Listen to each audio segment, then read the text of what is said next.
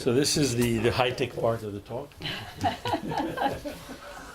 So you remember, that's the last time I described, I gave you the formula for the mean, for the first moment of complexity in the case where of the spike tensor.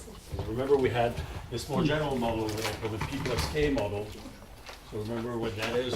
P was the P-spin model. It's a homogeneous polynomial degree landscape. So this is the homogeneous polynomial degree P, random. And that's the P-spin model. And to that we added, let's say if you chose the North Pole to be the signal, you added the first coordinate, x1, to the power k, with the proper normalization and the signal to noise ratio. So signal to noise ratio, I call it lambda, and this thing is called r. So in this direction here, r increases, the signal to noise ratio increases. And this is the sphere, the signal, the North Pole is here. Right, there's a little tip to the sphere here, the North Pole is here. And the equator is there. And so so we have three cases. Case k equal 1, k equal 2, and the picture's here, and k larger than 3, which in fact splits into two cases. The case k equal, which I think we call, this is case 1, case 2, case 3. This is case 3a, and then you have case 3b like this, which are a little different. And then I will show you pictures for these guys. So think here k equal p equal 3, and then maybe k equal 4, p equal 3, which is of course not what we want to do. Okay? So what we have discussed for the moment is this case. All right? And remember the story was that, so you have all this question of complexity for the P-spin model itself, and you add the signal, which kind of straightens out the pools on the landscape. And the question was also that around the equator, the signal, which is the gradient, the signal is x1 to the k.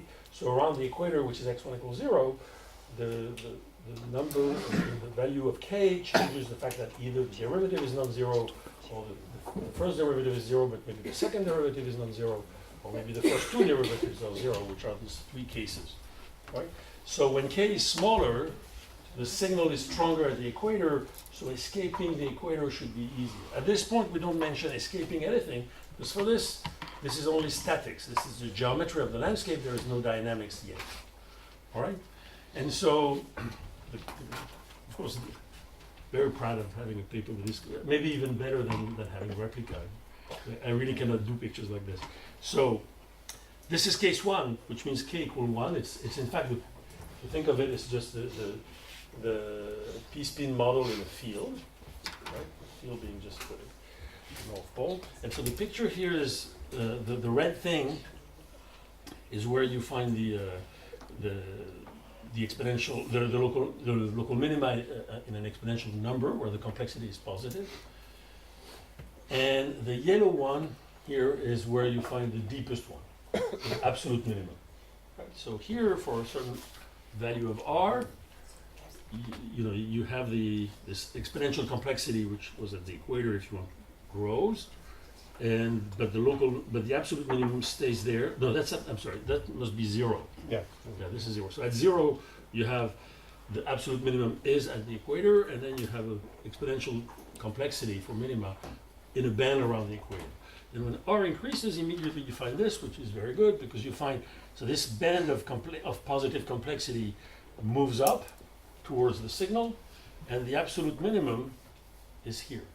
So remember what that means for us. This absolute minimum was in fact the place of the maximum likelihood estimator. So if you do maximum likelihood estimator, you will, and if you know how to find it, algorithmically you will be there, which means that you directly will recover the signal partially. And this dashed line here, that's where where you find the most minima. Right? So you have more minima here than here, but the deepest one are here. Okay? And so you see this is a very favorable thing in terms of this inference problem. As soon as you switch on the signal, in fact, and if you can solve the maximum likelihood, you can recover by just going there. This is positively correlated with the signal. And then, of course, when this thing increases, this band moves up, and you get the same picture, essentially, until at some point you lose complexity.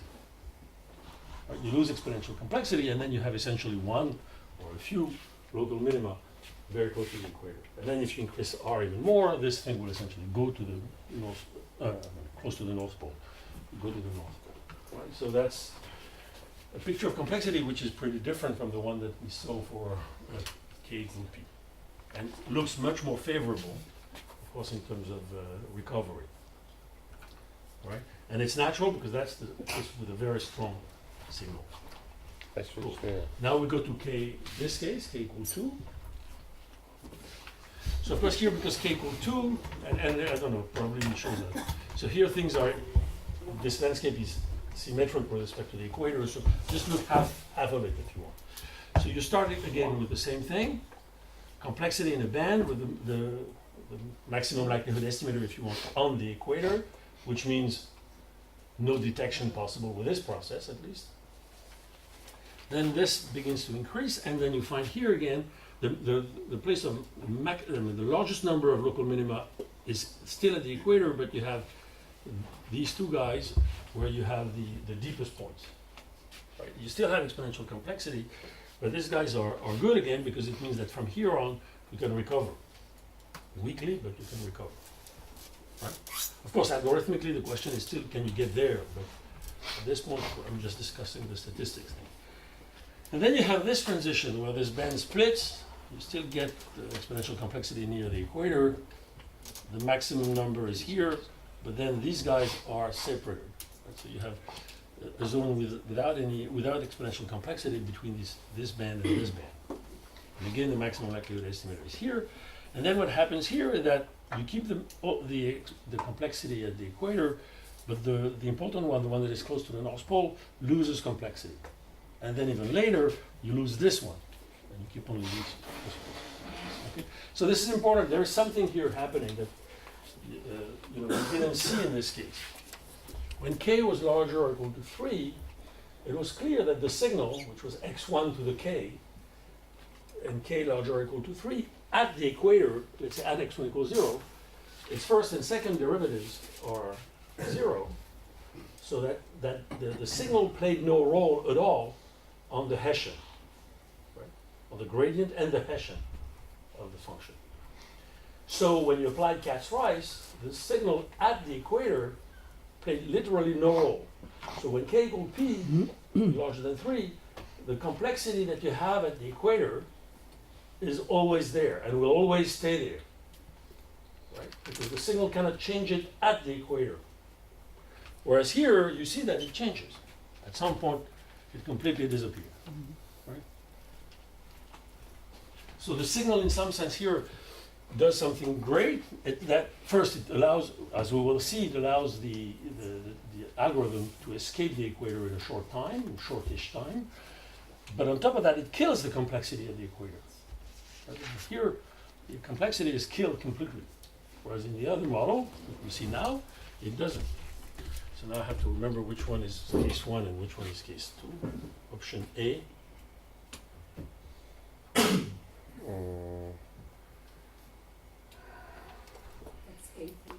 That's case what? I don't know. Should the other one? Because now I'm no, okay, so this is the one. This is, okay, for instance, this is this case. This is the spike tensor. Okay? Yes. So this is what we saw as the spike tensor. So you start again with a band of exponential complexity near the equator, and the maximum likelihood estimator, if you want, the global minimum is here. Then the band moves, but this guy stays there. And then appears this, in fact, sub-exponential, local minima, which are not the deepest, right? And then so this is what I call lambda 1, and this is what I call lambda 2. Right? Here it's called RC and R first. Beyond this one, you have this local minimum, which in fact, the global minimum is here too, and it's correlated with the signal, but you still never lose the complexity at the equator. Right? And even there, and then when this increases, this guy moves. What happens here? This one moves up, and this one decreases in size. Okay. And then you have the last case, which is there just for the fun of it, but where here you have the situation, yeah, where when this guy appears, it appears with complexity, right? With a band of complexity, exponential complexity around it. Whereas before it was immediately like this. Okay? Forget that. Can you go back that? And Yeah. The second, This one. yeah, the second ball is, how come the dashed line is the number of maximum of, No, not here. No, it was in the red that was, not here. This is sub-exponential. This you have it's a sub, sub-exponential thing. No, so this dash line here, It's different than it doesn't mean the same as this dash. okay, it's late, okay. Okay, it cannot, because here you have positive complexity. Yeah, and here exactly, you have this is zero why I was complexity. really surprised, okay. It just says that it's metastable. Yeah. All right, so I refer you to the Okay. this paper if you want to see the computation. So, for instance, just about the fact that anneal can be equal to quenched, or we give an anneal computational complexity rigorously last time. I give you the result, and this is quenched. In this case, probably the anneal complexity we've computed here is correct. In the other case, it's probably not. So, but that is not. Yeah. How can you see using these I mean, methods of speak up. sub-exponential? I can't hear you. How can you see using these methods of sub-exponential number of critical points, like we just said on this dash? This is just a point where this complexity. So the complexity function is positive here, negative here, and vanishes here. Okay, so you don't know that they might be there. There might be, there might not. So you have to go to a sharper analysis to find that out. Okay? Thank you.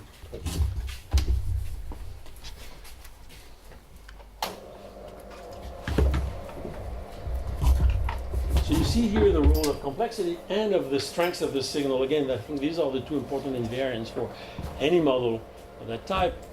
You have first complexity. Where is complexity? Where are the local minima? And also the strengths of the signal at the place where the entropy is large.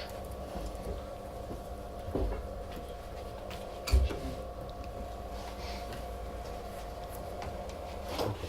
So now I want to talk a bit about dynamics, algorithms if you want.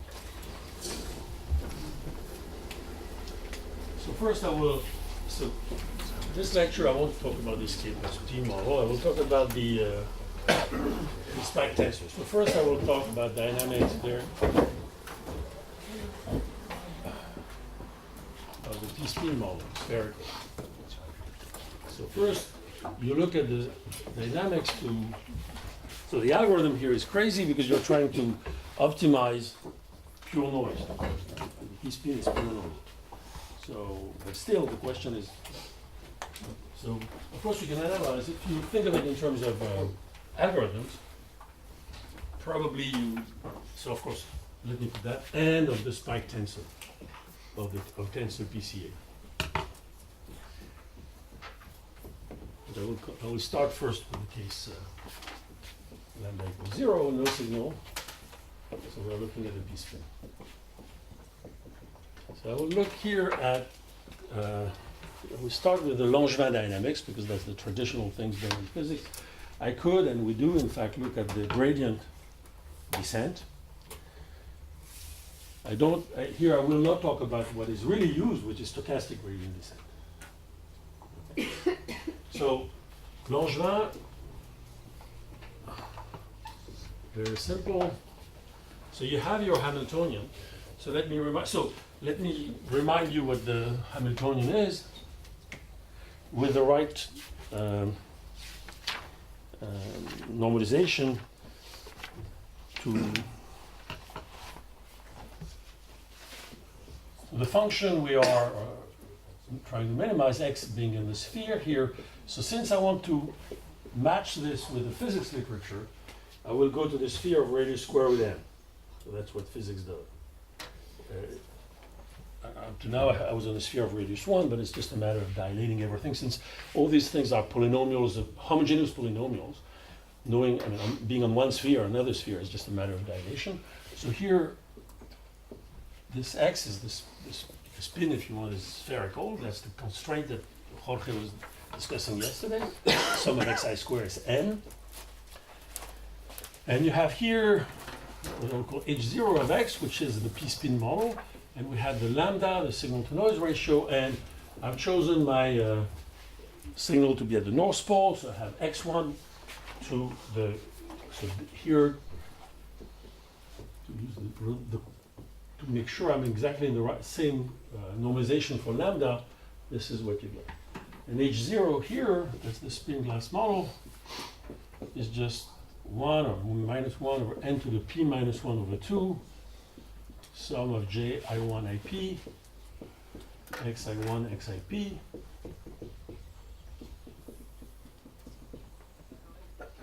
and the j's are IAD and 0, 1. Maybe constant depending on p, but I don't care. All right? So remember this, in fact, the real definition of this field is not this. This is accidental. What's really important is that the covariance of this is n, if you normalize things properly, the inner product, the overlap, to the p. Okay. That's really the important thing. You really don't care about the fact that it is a homogeneous polynomial. You do care about this. That is, this is in fact a Gaussian field on the sphere, which is isotropic. It's, as I said, its covariance is a function of the distance. It's a function of the angle. Right?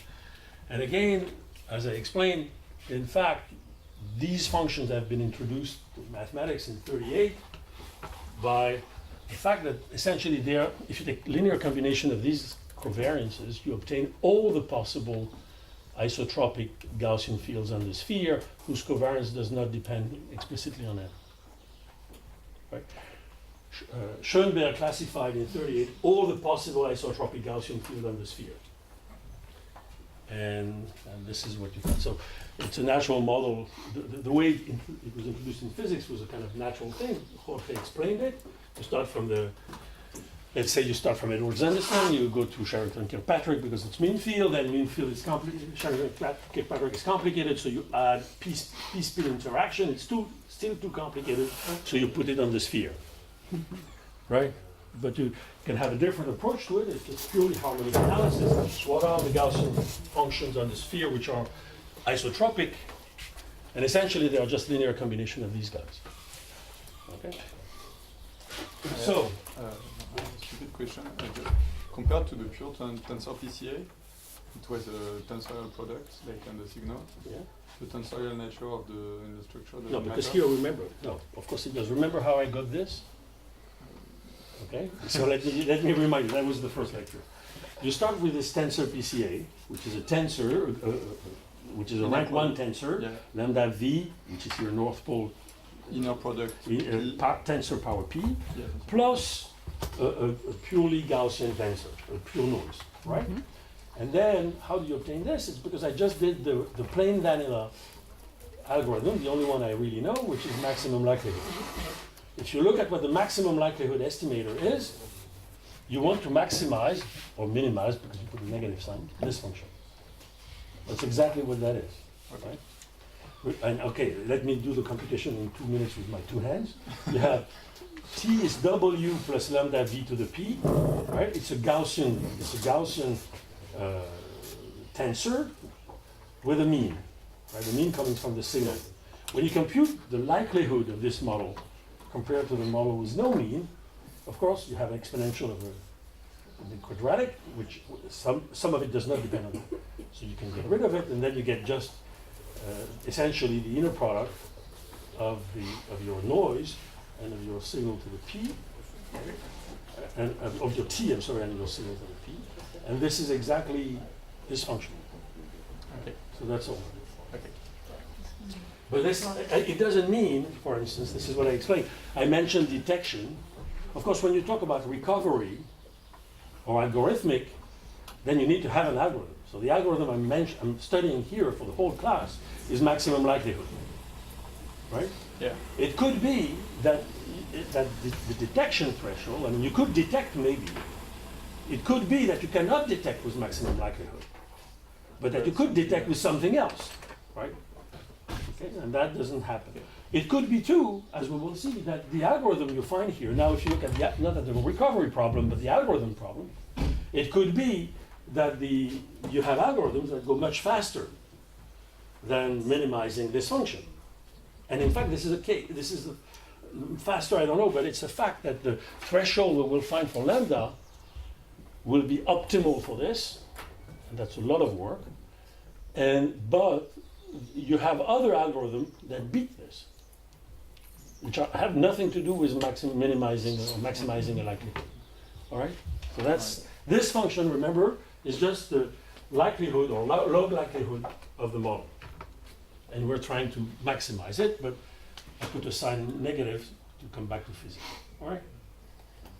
So now we have lambda equals 0. What is the Langevin dynamics? So typically, the Langevin dynamics is you're just looking at this equation.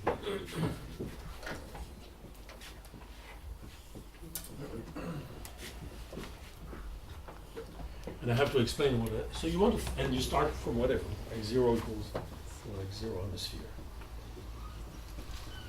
Right, so what is this? This is xt is the position at time t of your algorithm or your dynamics. It's up in the sphere, the hard sphere. This is a Brownian motion on the sphere, and this is the gradient on the sphere.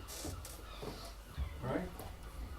So for those who prefer PDEs to this, the generator of this is just 1/2 Laplacian minus beta grad h grad. And this gradient and this Laplacian are the spherical gradient and Laplacian. All right? So that's the generator of this operator. So typically this is what we will study, except as I said, in order to connect this with the physics literature, typically in physics that's not what, as I said, in this branch of physics, it's not what people like to do. And instead of doing this, what we do is a soft spherical constraint. This is a hard spherical constraint. This process is on the sphere and stays on the sphere, right? What typically is done in this literature in physics, and what we've done here, is to replace this hard Brownian by a Brownian in RD, but with a soft constraint that tends to push it to a spherical shell. Okay, so we'll do that. But formally, they are the same things. If you understand it in one way, you understand it the other way.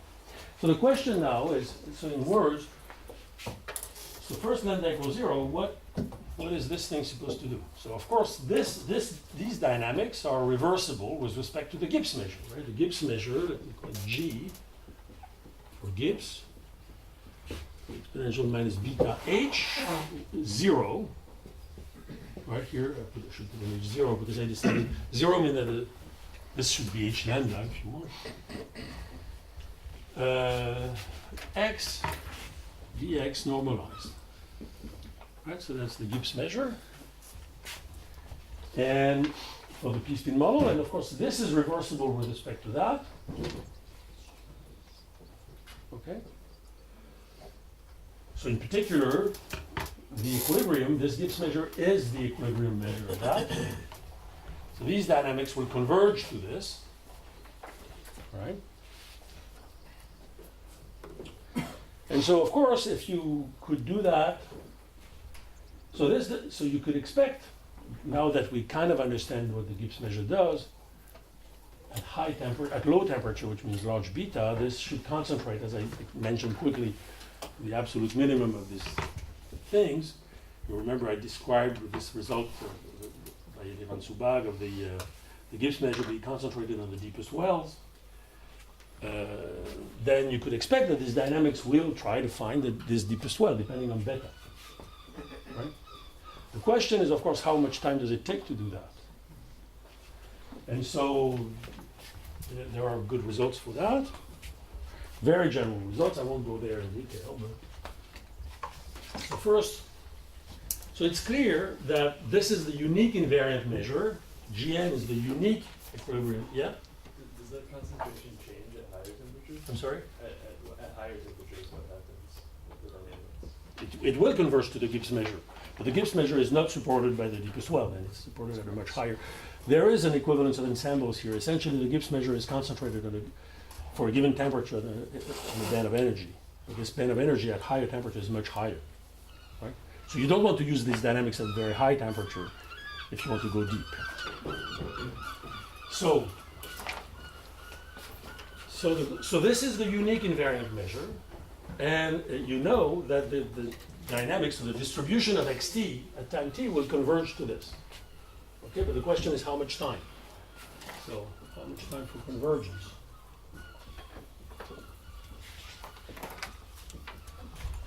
So there are different ways to measure that, and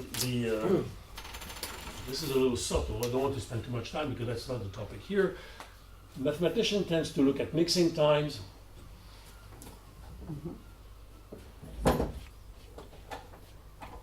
Physicists tend to look at relaxation time. They're not exactly the same in this case. But anyway, so there are general results now, which are in fact recent. So there are, I don't want to go there, but general results by Okosh Jagannath, the same people, and myself, and Reza Geisari, the same. There are two papers, one of these two guys, one of these two guys, which give you a sufficient condition for these dynamics, the Langevin dynamics. They give a pretty good sufficient condition, but of course they come after a much older literature, which is deeper in physics. Sufficient condition for slow mixing. So slow mixing means that the mixing time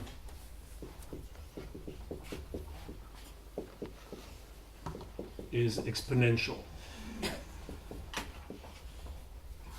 is of order exponential constant times n. So under certain condition that I will mention, then you have a very slow mixing time, right? Bad news in terms of algorithms, right?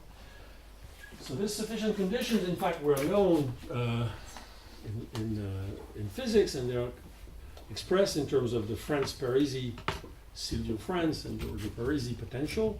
I won't go there. And there are two versions of this, the annealed and the quench Franz-Parisi potential, whatever that is. But let me just explain. So we give the abstract context, not only for spherical, but even for hard easing spin, condition for the spherical, for the mixing time to be very large. And so this condition is something like the existence of what we call a generalized free energy barrier somewhere. And then you have to prove that they are true. And so in particular, when you apply all this thing for beta large enough, this applies of course to, and I don't want to be too precise, this applies to the Langevin dynamics for the p-spin.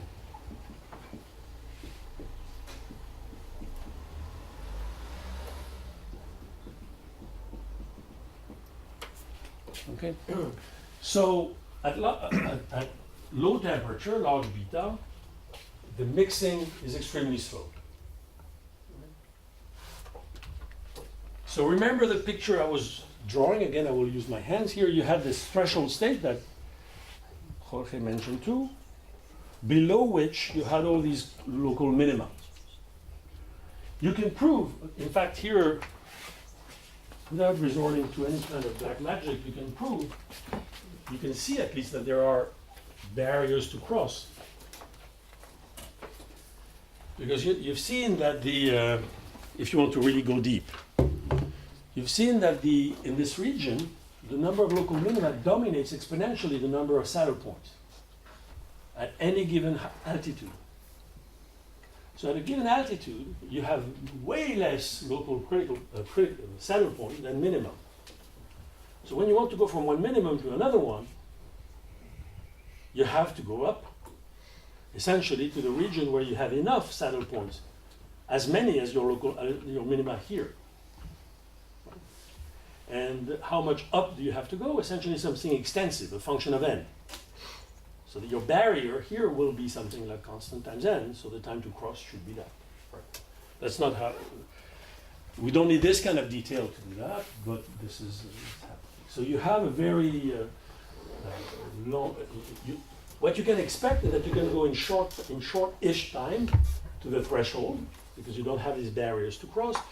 And then to go from this threshold down, you may take a very, very long time. All right? So any reasonable algorithm will stop there, or maybe a little bit above there. So this is how, in fact, I got involved in this whole crazy story of data science and all that. The story that this happened at Courant, when I established the Center for Data Science, I was the director then, and I talked to the director, the guy who I chose to be the director of data science, who was Yann Lequin. We worked hard to establish the center, and at some point he explained to me, I asked him, tell me what you're doing. And then he told me about stochastic gradient descent, complicated stories, and so on. And I said, it sounds like the spin glass. So they tried, that's the first, we have a crazy paper with Jan and Anna Charomanska, which says a lot of crazy things. But the non-crazy part is that the Facebook people simulated. And they were sure that all this was linked to the fact that it was Langevin. And so the event was associated with this adventure then, but and in fact it's not. So they also found that whatever they did, maybe not in the paper, whatever they did, it would stop above the threshold. Right. And careful, I'm not saying at the threshold. So anyway, it would not go down. You will not find the middle. But don't read this paper. This is a big paper. So at this point in time, I haven't even yet realized that the P-spin model was a stupid model for statistics because there was no signal. So you're optimizing noise, right? So that's why this one has noise. All right, so this tells you that the Langevin dynamics may be bad. So let me go a little further. So the time to mix is exponential Cn. The relaxation time is also exponential Cn in the right temperature regime. But then you have, so you may want to study what happens in long time scales, and that's not what we want to do. In time scale of the form exponential Cn with C smaller, let me call this one C star, the mixing time, and C is smaller than C star. So when you take very long time scales, which are in fact not yet long enough to equilibrate. So there's a long story there, and what you're supposed to find here is the story of aging, long time aging, in activated dynamics. Because in this story, what you do is you explore, that's what Jorge was saying, you come from the top in energy, and you go down and you have enough time, because this is very long, you find deep wells, and then you have time to get out of these deep wells, essentially climb up enough to wander around this whole sphere and find another deep well.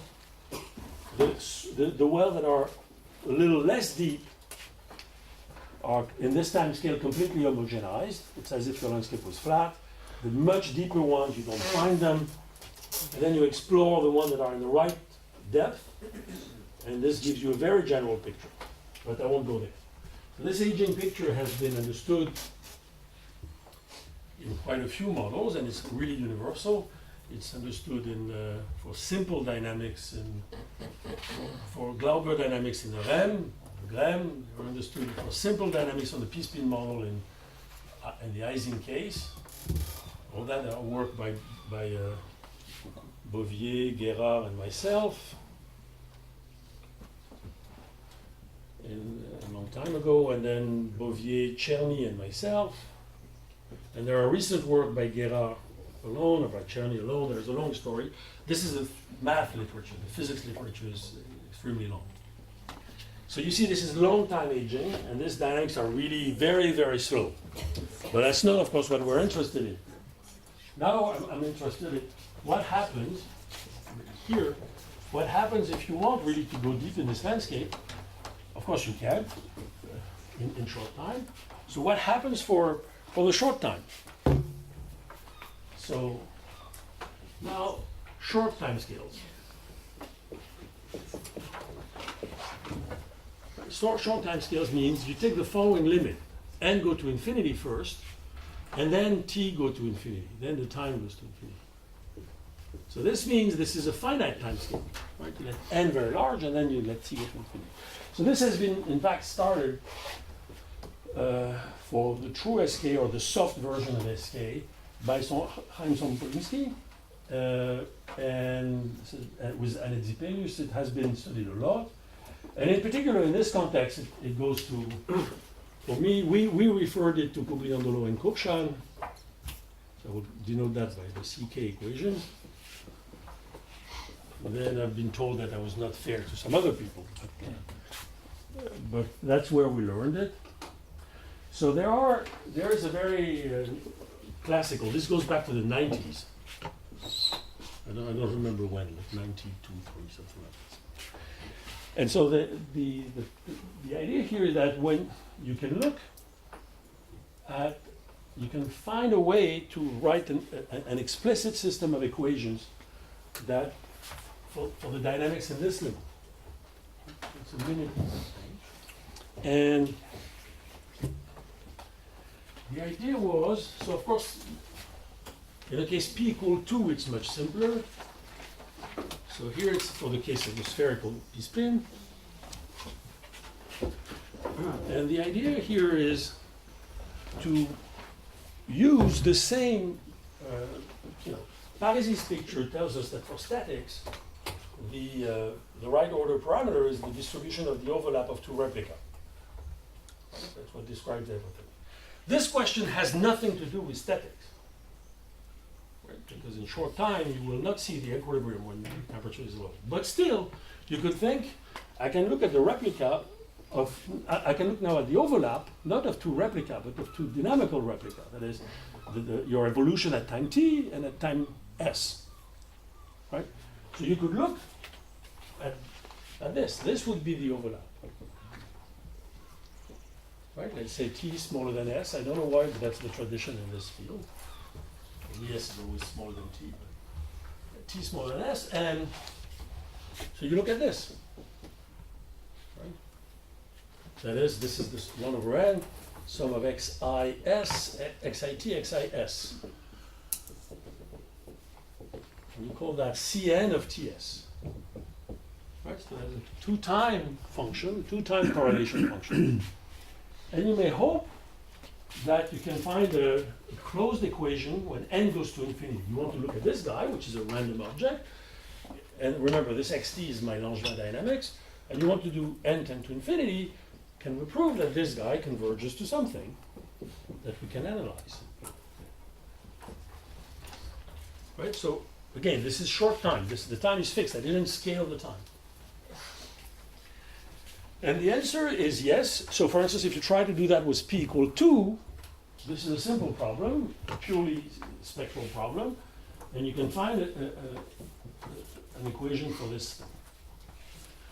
And so, but here what happens is, in order to find a closed equation for this, you need to add, to close the equation, you need to add another function.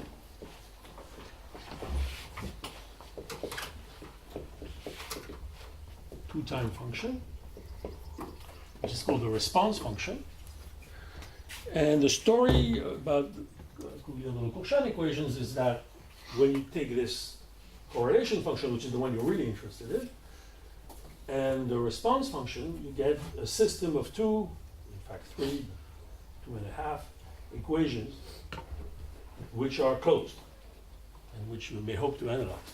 So let me give you these things.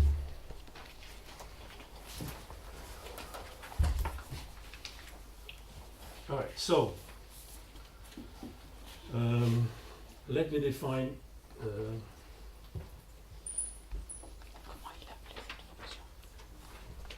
another function that I will call chi n of t and s, which will be 1 over n sum. Oh, so here, this we do in the context of, because again, that's what was in the literature. We do that in the context of soft spherical constraint rather than hard, but it could be done in this context. So I will remind you what that is. So you do this now, t,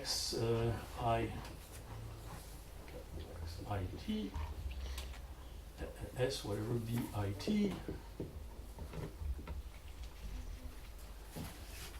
And you prove, the theorem is to prove that chi n and Cn converge to, so they converge almost surely uniformly to function chi and C, which satisfy a closed system of equations. And this closed system, the Coulomb-Cauchy equations, are terrible. Right? They are nonlinear, of course coupled, integral differential. So you're kind of not exactly at ease with them, and I will show them to you.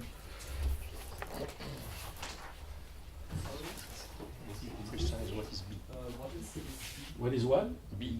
Brownian motion driving the equation. There was a W also before, that was the Wigner process. No? Okay, it's W then. No. Yeah, yes. So let me, did I write DB or DW? I don't know. You wrote DW. Okay, so then it's W. Good for catching that. So let me give you so this soft constraint, the soft spherical model here that we have, constraint that is implemented here. Oh, by the way, so what I'm saying here, of course, this was derived by Coulomb-Cauchy. You have a paper deriving this mathematically, which is done by Amir Dembo, Alice Guillonnet, and myself, and it appeared in 2006. And as I said, in this paper, we took exactly the formalism of physics. So here it is. You have my Hamiltonian here, but instead of taking here the uniform measure on the sphere that we had before, you take the following measure. You take exponential minus n, a function of the radius, dx normalized. Okay. And this function, take for instance f of rho to be a large constant, rho minus 1 to some power r, and r large enough. Okay, so that this constraint tends to force this sum of xi squared over n to be 1. You pay a price. If this is far from 1, this f will be very positive, so you pay a price. So this tends to concentrate this thing on the spherical shell instead of exactly the sphere. And this is what we analyze. So when you look at the dynamics for this, the natural Langevin dynamics for this, and now I have here, is of course to just, so now essentially it's a measure on Rn, not on the sphere, but with this potential. And so when you write the Langevin dynamics for this is an Rn, and it will be this. So dwi t minus f prime of this sum of it, let me write like this, norm square over n, x I t dt. This is the gradient of this term, and then you will have plus beta g I of xt dt, and this g I of x is just minus 1/2 the gradient in the direction I of the Hamiltonian, the p-spin Hamiltonian. Right, so that's the dynamic. You just take the gradient of this and you put it there. I don't put a beta here, right? Because there's nothing. Okay. So this is so it's essentially the same dynamic that the one I was giving before. Before I was just saying I had the same gradient term, but my Brownian was the Brownian on the sphere. Now it's the Brownian on Rn, but with this kind of term, radial term.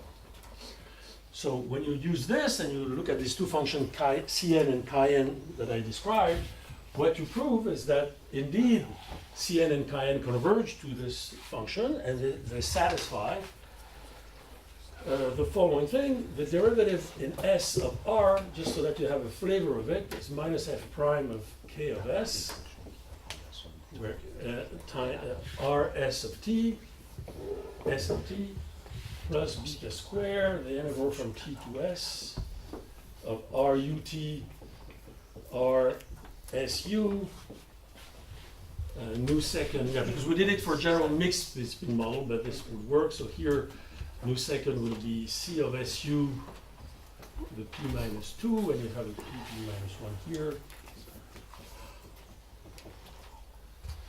du, and dsc will be minus f prime of ks. So this term is just the spherical, soft spherical constraint, plus beta square, 0 to s of cut rsu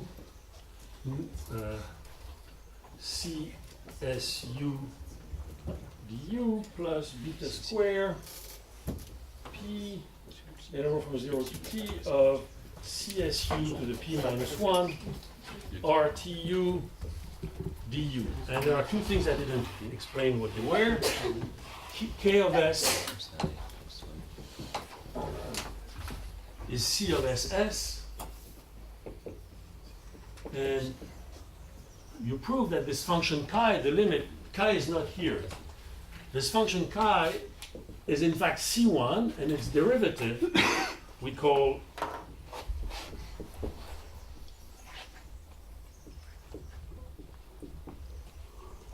R, and R is the response function. In physics, directly R is directly attacked, but for us, this was the better way to do it. So in order to have the response function formally, you see what you do. In the definition of chi n, I had a Brownian motion. So you have to differentiate that. So you replace the Brownian motion by its derivative, which is white noise. That's a pain in the neck because that's not a smooth function. So we integrated it and then obtained this limit. And this is how the response function is there. So you see, this equation is just not trivial. Right? You have on top of that, you have an equation for the constraint, this third equation, or which is this.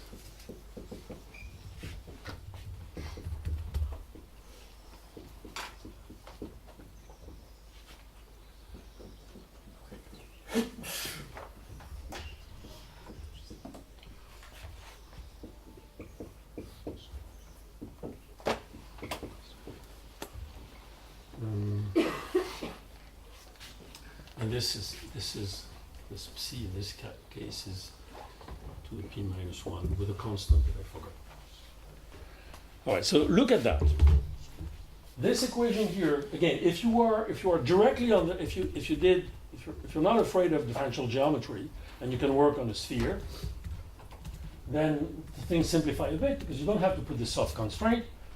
This k would simply be, this k is just the radius of the sphere in which you are. Right? Remember what that is. This is sum, 1 over n sum of xi s squared. That's the radius. So if you work on a hard sphere, this is the constant. If you work on the soft shell, then you have this equation for this, which essentially will tell you that this is too close to the sphere. But even if you forget this term, that's not the bad part. The bad part are these guys. Right? So you see it's integral differential. It's a differential equation with an integral term. 2 times nonlinear couple. So that, hard to use, but it has been used, of course. So this is just the first step. You derive the equation and then you try to understand what this equation tells you. So what you can see, and I won't go there, it's that you can at least guess so that's what mathematicians are bad at, and physicists much better. Here you can aim at something and see what this equation can predict. So for instance, you can look at this equation and try a solution of the form, let's say that C of st would be a function of a stationary solution, function of the time difference. Or you know that maybe you want aging, and try this to be a function of the ratio of the 2 times. These are different possibilities. So you could just try, plug them in there, try to see how you can simplify and find how these solutions would behave. And this can be done. And it gives you information about the short time, the stationary time, or this aging behavior. The problem is that mathematically we've not been able really to do that. We've done that only in special cases. And in particular, there is a really hard problem here, which I don't know completely, but I believe is still difficult, which is you can find these aging solutions, behavior in long time, but you cannot easily match them to your initial data. Right? It's one thing to say in very long time, solution of that type can occur, but it's something else to say if I start from a given solution from an initial data, then it will behave like one of these, right, in large time. And this, for at mathematics level, is not understood. But even if we are not really interested in this, the first thing you can try to understand, for instance, is what, at low temperature, at high beta, what will happen to this? So you don't see here really the energy level, but you can compute it from there. And you should see that this energy level goes to the threshold. I say you should because I cannot really do it. I'm not even completely sure it's true. It could be that, in fact, in the limit that Jorge knows better, but so I speak under his control here. What we are doing here is a limit when we let t n go to infinity and then t go to infinity, which means we're looking at timescales which are not diverging at all with n. It could be that in order to really get to the exact threshold, you need a slowly diverging n timescale. Right? I don't know. But anyway, so this is one story, and this is the one that we will not follow.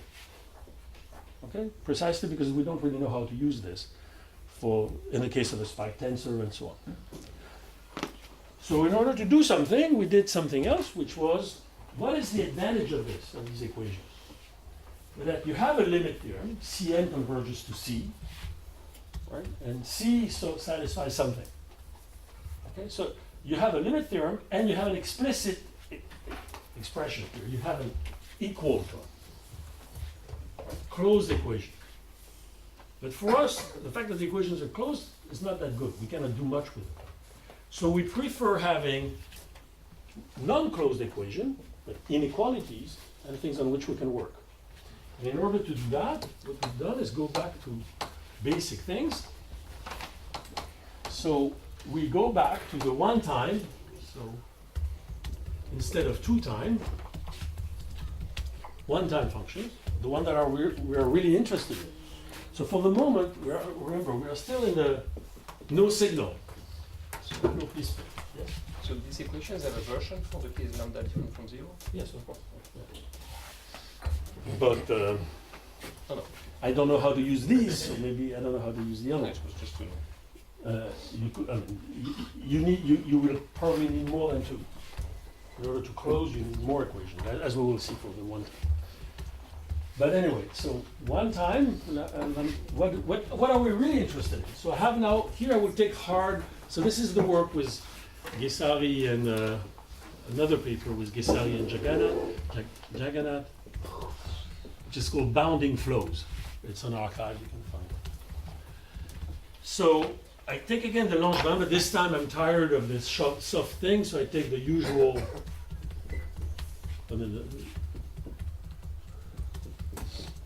Langevin dynamics. Okay, so this is the gradient of the sphere, and this is the ground equation of the sphere. And what are we interested in? So this is our algorithm. We're interested in the energy level of this guy. How deep do we go?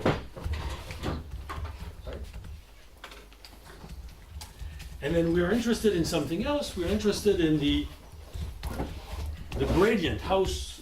In order to close, we add this thing. How slopey is the landscape at the position xt? So I look at this norm, let's say norm square. Okay? I look at this couple of variables, and then I normalize them.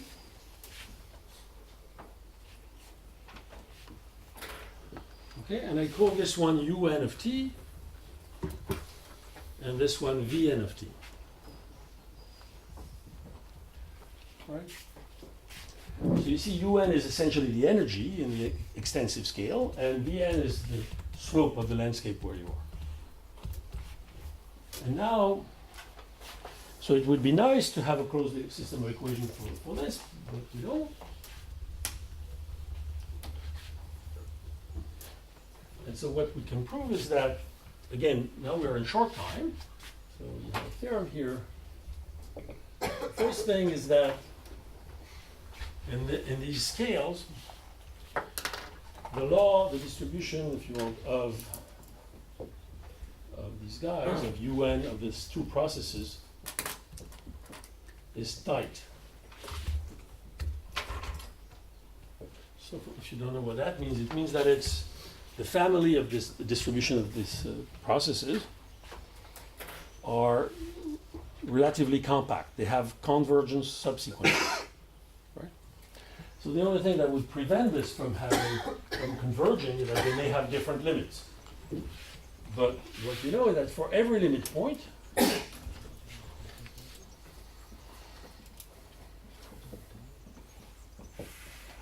of this thing, you have the following information.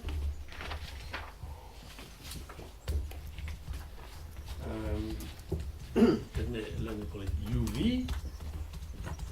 You have U dot, the derivative of U is a certain function f1 of UV, has to be like this, and V dot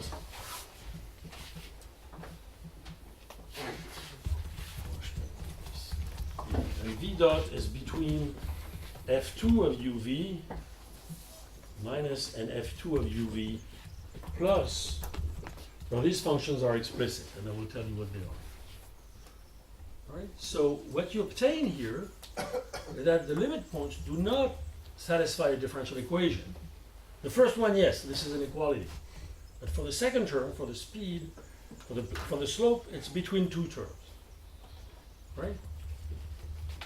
But that may be enough to gain important information. So let's see what these guys are.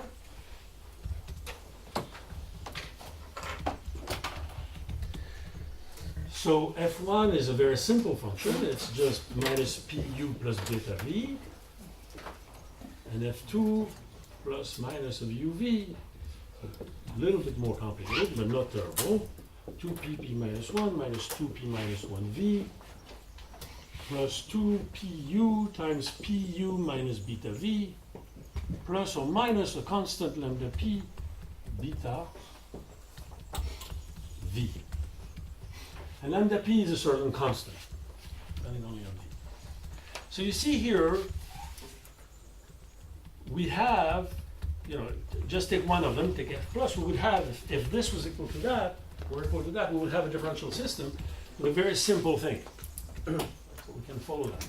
Or equal to the other one, we have another one, the only difference here is this plus or minus sign.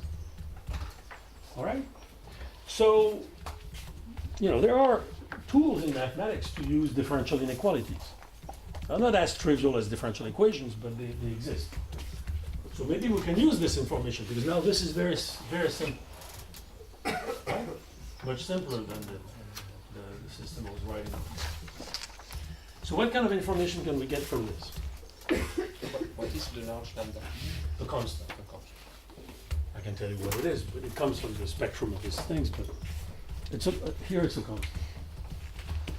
So, okay, normally at this point I should put something on the screen again, but since it was so complicated before, I would just draw the picture myself. It would be less nice, but faster. So here is this bounding flow picture that we have.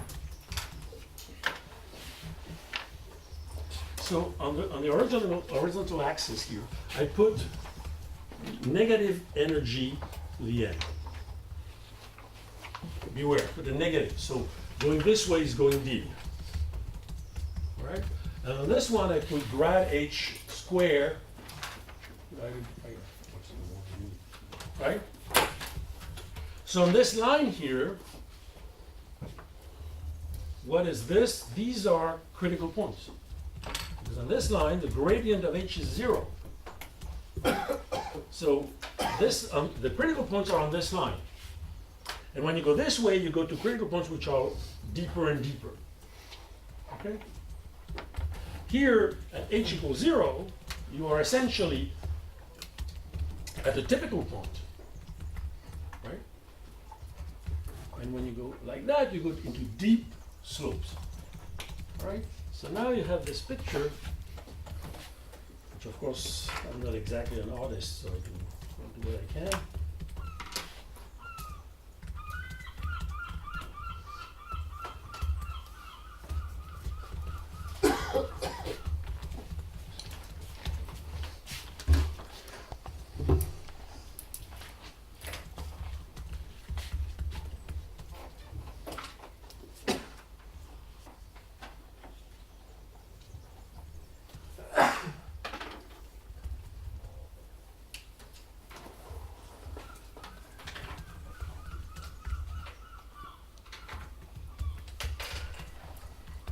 There's really plenty of information you can draw from that, but I will limit myself to a few.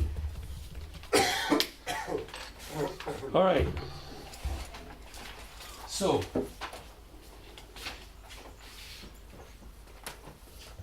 look at what happens if you start from here. Right?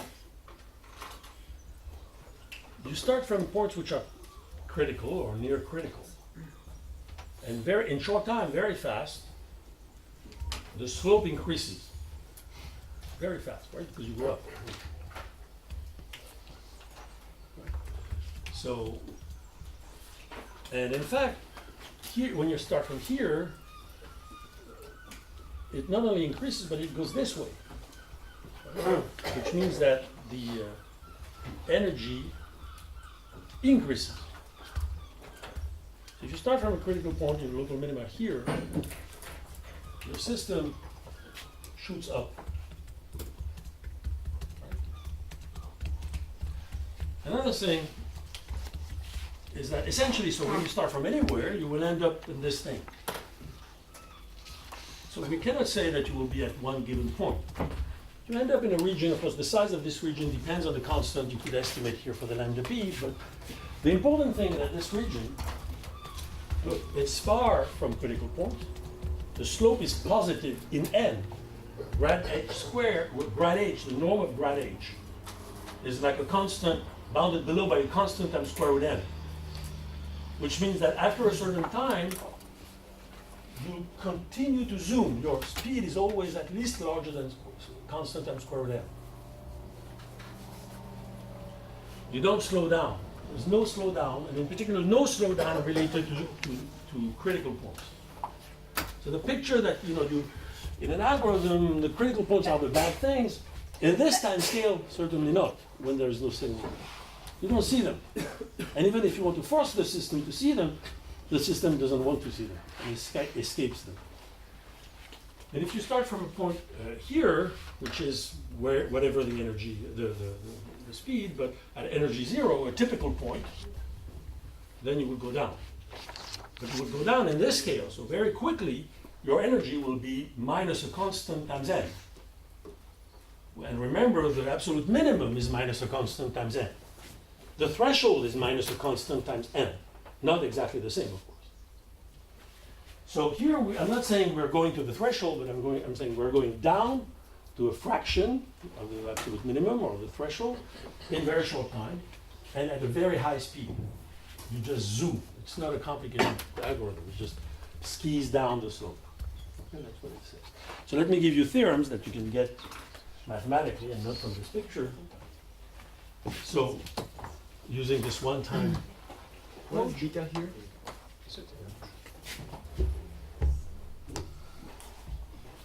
What is Yes? beta? I'm sorry? What is beta? There is no, this is for every beta.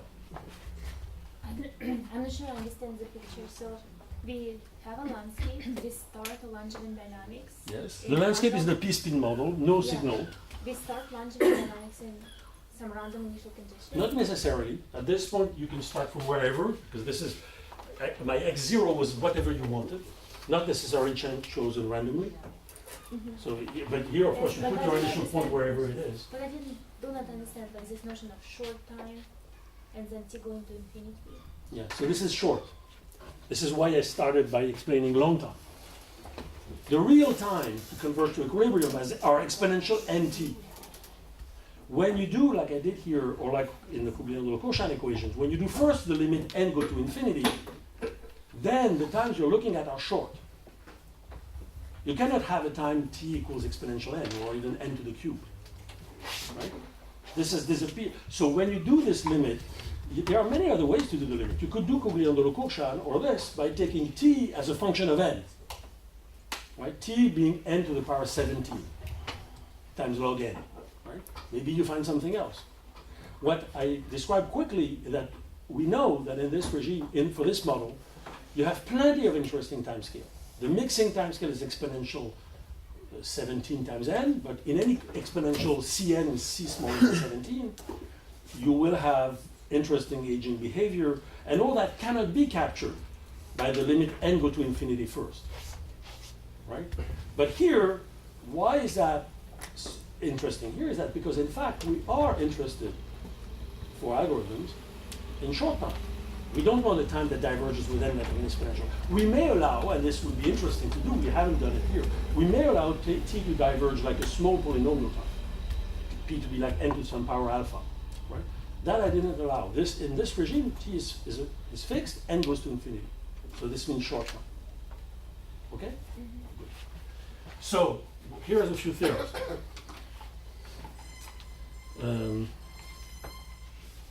Let me write the first theorem in words, and then if you want, I can write it in mathematical symbols. So for every beta, so that's to answer the question, there exists a time, let's say t0, such that for every t larger than t0, xt remains in a region of the sphere where the energy in the sub-level line, if you want, where the energy is smaller than minus a constant times n, and where the slope is larger than another constant times square root n. So whatever the temperature, then very low or very or very high, after a certain time, finite time, your algorithm not only reaches but remains in a place which is low and where the velocity is fast. The gradient is fast, a slopey region. Right? So in particular, no slowdown due to critical points. Because if you come close to a critical point, this will not be true. So you don't see critical points. So you see what I'm doing here is completely schizophrenic. I spent a long time explaining to you how many critical points were there. And now I'm telling you for the dynamics, you don't give a damn about them. Right? So the slope is large, but can be going down or up. I mean, permanently change up and down. It must, no? No. Because otherwise you will go down and down. You go down, down. So what? But then how do you stay? At some point, of course, when you go to the absolute bottom, maybe it has to but the problem is that you don't reach the absolute bottom in this time scale. That's what I'm saying. In this time scale, you zoom down. Okay? All right, so now so it's theorem 1. I can, of course, if you want, write it more precisely, but I think it speaks for itself. Theorem 2. If so uniformly, if you pick for any point, initial point, with small gradient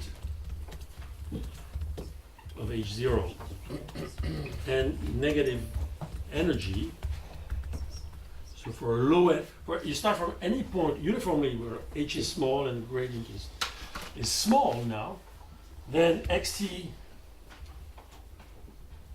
I write it again, I can write the whole thing precisely, rapidly increases in gradient and energy. This is most surprising. So this tells you if you just run the dynamics, you will go slow. If you start the dynamics from a point which is small gradient, say critical and low, then at least in a short period of time, just after you start, it will zoom up.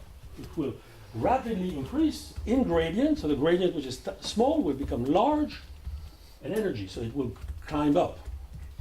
Right? After a while, of course, you will catch this. After a while, then you will go down.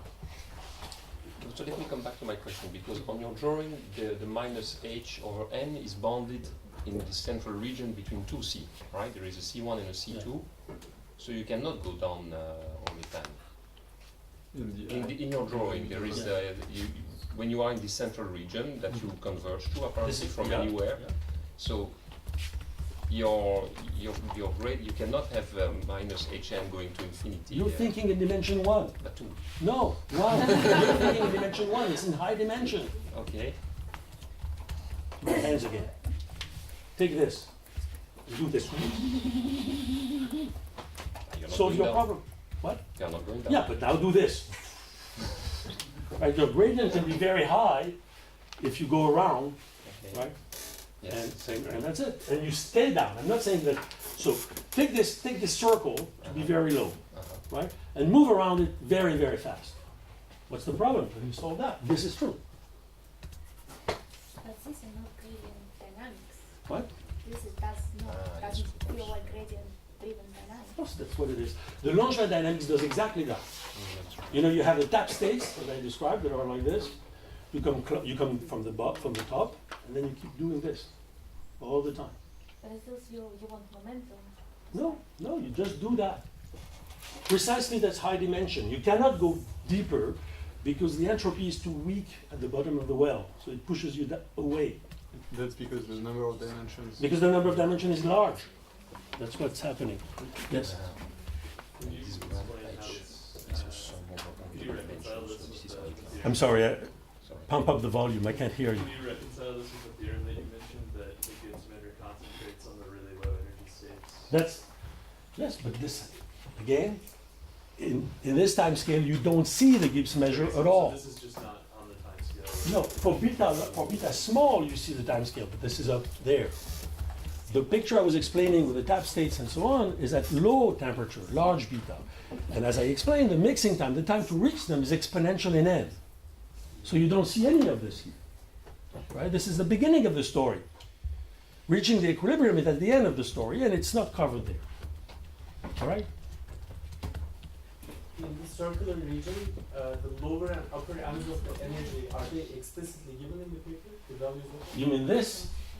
that and the upper and lower bounds of Oh, you mean these things? Yes, everything is given explicitly. But as a function of what I call lambda p, and our lambda p is the best we could do, but probably not the best there is. I'm not saying that, if you work harder, you can probably reduce this zone. Can you make the two hands explanation as the theorem 2 in dimension? Yeah, yeah. I like it very much. Where I come from, everything's explained with the hands. Yeah, I understand. So, and I'm not Italian. So, okay. Take in Rn the volume of a small. You take a fixed point, 0, and Rn, and you take the volume of a small spherical shell around it, right? This, of course, R to the n minus 1, whatever. Then, when this radius is small, so when you look at, if you want, or said otherwise, take the gradient in polar coordinates, right? Because the Laplacian in polar coordinates. Because here we have a Laplacian because of the Brownian motion, right? So you will have a term that is pushing you away from 0. When n is large, you have n minus 1 over r d over dr in the gradient. So this means this spherical shell is so much smaller when you reduce it than here in volume that it creates a very strong force away from it. That makes your system have a really hard time finding one point. It's just the basic thing of entropy. It's a needle in a haystack. Take a random walk on a hypercube if you don't like spheres. It's much simpler, plus minus 1, and you ask it, coin toss, and then you just do it randomly, and you ask it to find the all one thing, it will take a time which is exponentially large, right? It's clear. And that is due to the fact that your thing does not want to get to a fixed point. It's repelled by the entropy. That's what explains this. Yeah, in a sense, the further the dimension, the more the noise is strong. In a sense. Yes, that's what's going on here. Okay, so, but of course, that's not the proof. The proof is a pain, but it's there. Yes? I'm just not following the order of this. So the first theorem, I thought you'd already taken the limit into infinity, but you had the bounds in. Yeah. So why do I say that? Because in order to prove, this is a thing with n. Okay, I should put an n here. If you want x n t. So this is a statement. Of course, in order to prove it, I use the fact. Maybe I don't need this, but I use the fact that my un, which is this guy, and then x divided by n, and that my vn, which is this guy divided by square root of n, converge to something, right? So of course, when I say that, it's for n large enough. So I use the behavior of the limiting thing, which I can analyze in this bounding differential inequalities, to get this for fixed n. Okay, large n, of course. Same thing for this. All right? Good. So I guess you don't want to see the statement of the theorems, but still there are. Okay, so let me go now to the spike tensor.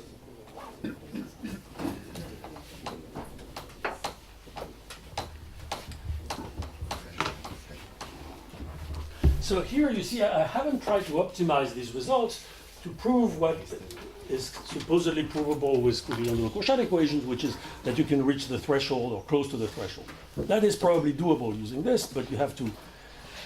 Here I had only two equations. If you really want to have a smaller region, this bounding term, this lambda p, then you have to expand it. Instead of having two terms, you have to have 3, 4, 5, 6. And if you increase the size of your system, then you will reduce more and more this thing. But we were too lazy to do that. But you're welcome. Try.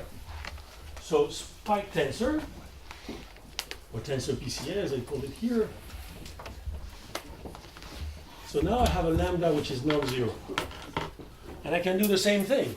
Right? I can do the Langevin dynamics for that, where on the sphere I have this Brownian on the sphere minus grad h, and now it's grad h lambda of xt dt. H lambda being this. All right, so here in order to describe this, I need more than my un and vn. I need my un of t, vn of t as before, right? So that's the energy and the slope. But I need to add more. I need to add what I call mn, which will be the latitude. So xt1, if you want, divided by square root n, normalization. And I need one more, which is wn of t. That may be less natural, but this is the most important thing, which is the derivative of the noise in the direction of the signal.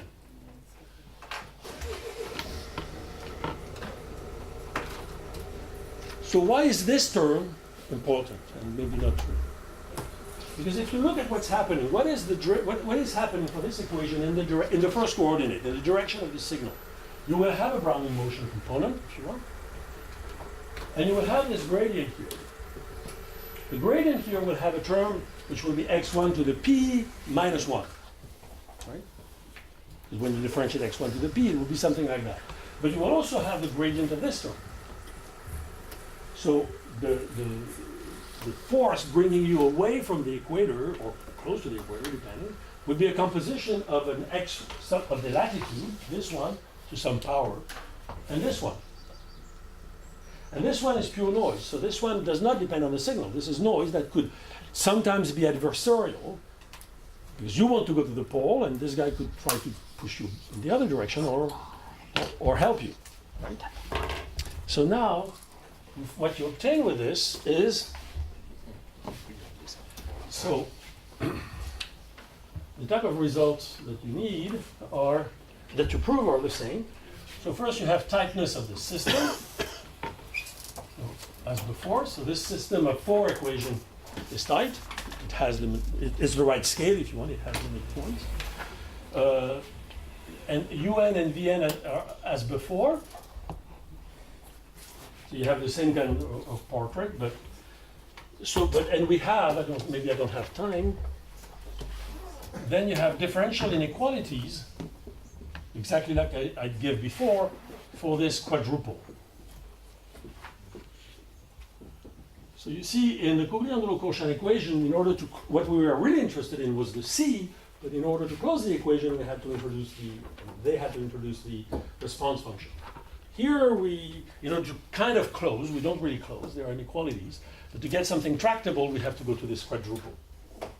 Again, we have here all the information we want. This is just auxiliary, we don't really care about this one, but we do care about this one. And we do care about the energy. Right? And so what do we find? So, okay. Julie, I'm supposed to put it pen. So, let me say that in words, and then maybe next time I will expand on that. So, what we find is that when the lambda, the signal to noise ratio, is really large, is like n to the order n to the p minus 1 over 2. And as I explained, this is not the sharp threshold. The sharp threshold is p minus 2 over 2.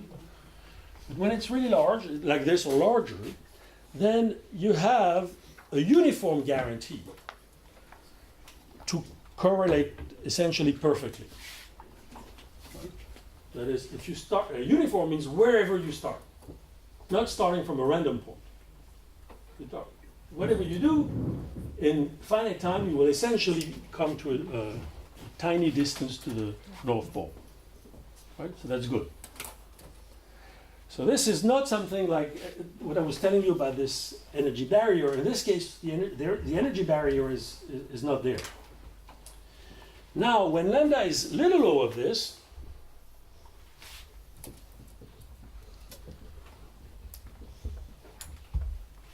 so here I would say uniform guarantee of strong recovery.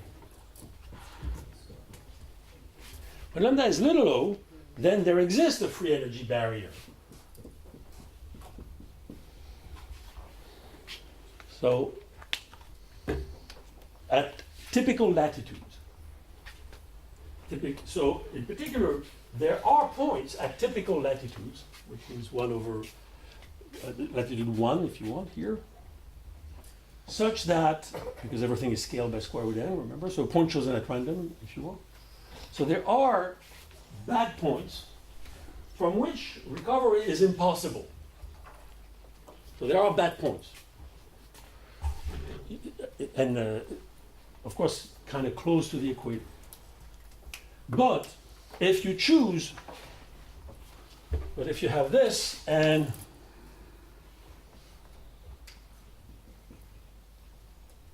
so minus 2 over 2, I would be a little more precise about that. Then if you start from a point chosen at random, I'm saying here is not exactly true. I will qualify this. Then a point chosen at random is not a bad point. It's a good point. You will recover in short time. Okay. So it's important to understand that in this regime of this order, in this regime, a point chosen at random is a good point, but there are bad points. Okay. And moreover, when you and now if you take a lambda which is smaller than this, then even if you start from a point chosen at random, you will not recover. Of course, you could find good points if you start directly inside the basin, high enough in the basin, then it will be a good point. And as I explained, it is possible with a tiny probability to recover in this case, but if you do recover, you have to follow a very specific large deviation scenario. You have to cross one of those equatorial passes. And if you cannot, then you're swallowed by the equator and you spend an exponential time around the equator before having a chance to try again, which is bad for algorithms. Is this still in Reza Nakash's paper? No, this is in a paper that is still under my thumb. Okay. I'm telling you what's happening. And in one of the earlier lectures, you mentioned some simulations on this. No, simulation on this, no. Okay. All right, so I think next time I will explain a little more of this. And I will, of course, extend this to the case where there is a K different from P. Things are nicer.